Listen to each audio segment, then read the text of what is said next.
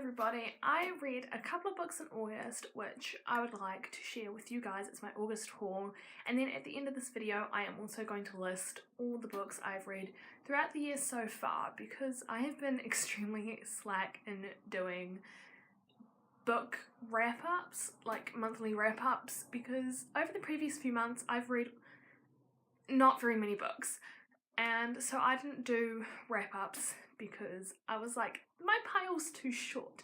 It seems almost non-existent, and I'm suffering with that with my reading goal. 7 books behind.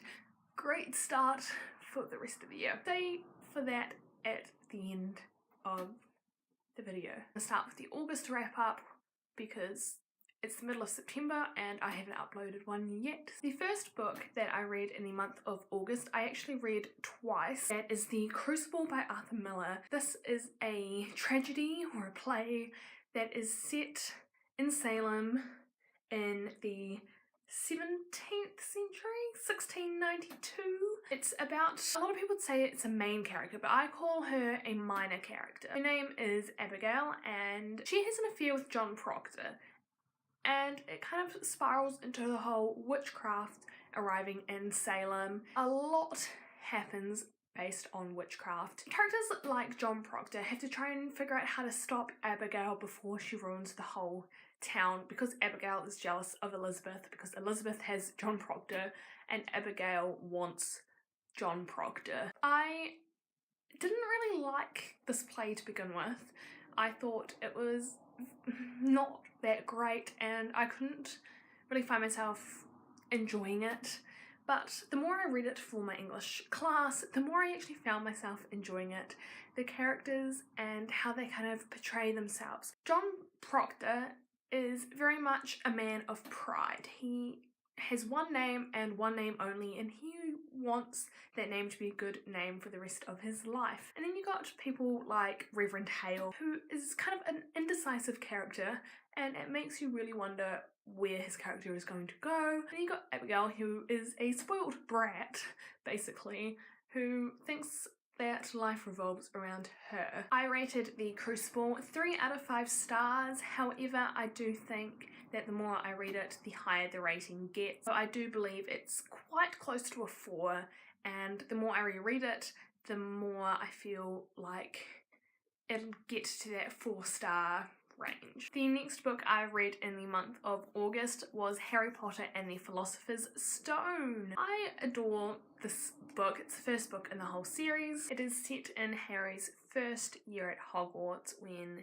he is venturing into his kind of wizard stage, where he doesn't know he's a wizard until Hagrid comes into his life and tells him he's a wizard, because the Dursleys decided they were never going to tell him that he was a wizard. To be fair though, I didn't pick this up just because it's Harry Potter, even though I'm currently in the midst of reading the whole series all over again. I'm currently on The Order of the Phoenix, which is my favourite by far. To be completely honest, I picked this up because I bought this book and The Chamber of Secrets in the hardcover Harry Potter Hufflepuff editions and absolutely adore the way that they look, so I was just like, I will start reading them again. I don't like reading it with the cover on. As awesome as the cover looks, I prefer to take the cover off and then read it. I just find it's easier to read with the cover off than with it on. The third book which I read in the month of August, I don't have a physical copy of because I borrowed it off some people. I didn't like Vanishing Acts at all. I gave it 2 out of 5 stars. As you can see if you look at my Goodreads page, I hated it. I hated the story, I hated the characters, I hated the plot. Everything was just so boring. It was repetitive and I frankly just was disinterested in it, but I gave it 2 out of 5 stars, not 1 out of 5 stars or 0, because I felt like there was that little bit of something there which kept me going and wanting to read it till the end. I also read it till the end because I wanted to have a discussion with the said person that I borrowed it off and say, look, this is why I hated it. There are certain people that are like, yes, Jodi Picoult writes amazing books. I will agree with that. Jodi Picoult writes amazing books, but this book was not good. I'm sorry if it's like your favourite book or something, but it was terrible. I will not find myself reading it again anytime soon. In the future, maybe, like, I want to do some reading where I reread books that I hated in attempts to see if my opinions have changed on them. So if in the future that happens with Vanishing Axe, then great. If my opinion changes, then awesome. But for this moment in time, I hated it. I just don't see how a person could really like Vanishing Axe, to be fair. The next book that I read in August was Escape from Camp 14 by Blaine Harden. I loved this book. I gave it 5 out of 5 stars. Even though Vanishing Axe kind of put me out of reading, this book was immaculate. I loved it. Like, it is based on a true story of Shin, who was a North Korean camp survivor. He got out of North Korea after he watched terrible things happen to his family, terrible things happen within school. These memories are like trapped in his brain. They will not leave him for the rest of his life. Those kind of tragedies which he has seen, they're gonna stay with him. And the horrible thing is that people understand that these camps exist in North Korea, even in satellite images on Google Earth. They are visible, these camps, yet no one is doing anything about it. It's insane. So many people know about these, but nothing's happening. So by reading this, you're really able to understand what goes on within the North Korean camps and how horribly people are treated. And it's no wonder that people try and escape. You get caught trying to escape, or you get caught stealing food or dropping something.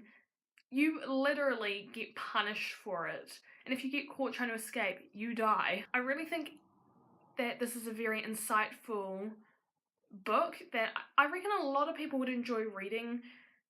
It gives you a lot of insight as to what happens within the camps and how those in the camps actually feel about what is happening to them. It was horrible to hear a lot of the things that happen to people, and this book does not sugarcoat it. It literally tells you how it is. There's even little drawings in the middle of the book. Little drawings in here with blurbs of things that Shin has gone through in his life that will stay with him. Because it was so compelling, that is the reason why I gave it 5 out of 5 stars. I was hooked. I read it within a couple of days, and to be fair, I don't think I will really ever regret reading this, because it's been such an insight to me to see how people have lived so differently to myself. The last book I read in the month of August was The Martian by Andy Weir. This book, I did a review on it, so I will link that below and possibly above if I figure out how to do that. Martian follows Mark Watney, who is stranded on Mars after his crew and him suffer in a sandstorm, and his crew are able to evacuate and he is left on Mars by accident. It's Mark Watney's journey of how he manages to survive on Mars and how he connects to Earth and tries not to die, basically. If you want a full review of that, go click the link in the description and go see my review on that, because that is unpacked of why I really liked it. And so that is it for the books I read throughout August. This is now the time where I'm going to just list books which I have read throughout the year that I don't think I have done any wrap-ups this year. I think I did January, but that's about it. I'm going to just list all the books that I have read this year. In July I read The Crucible and Ace of Shades. I don't know the months for the rest of these, but they're listed on Goodreads, which I've got on here, so I'm just going to list them. The books I have read throughout the year include Simon vs. the Homo Sapiens Agenda, The Perks of Being a Wallflower, Every Heart a Doorway, The Hate You Give, The Sun and Her Flowers, Eclipse, The Boy in the Striped Pyjamas, Harry Potter and the Prisoner of Azkaban, Harry Potter and the Chamber of Secrets, Twilight the Graphic Novel, Volume 1, Before I Fall, Twilight, Matilda, The Hunger Games, Stuff That Sucks, Me and Before You, and Fire Spell. So those are all the books I have read throughout the year. There are several more, but I have not put them on Goodreads because I frankly can't remember what I've read because I haven't been writing them down, and then I made a new Goodreads, and yeah, so that's just the books that I know I have read throughout the year so far. That is it for today's video. I'll see you guys in my next one. Bye!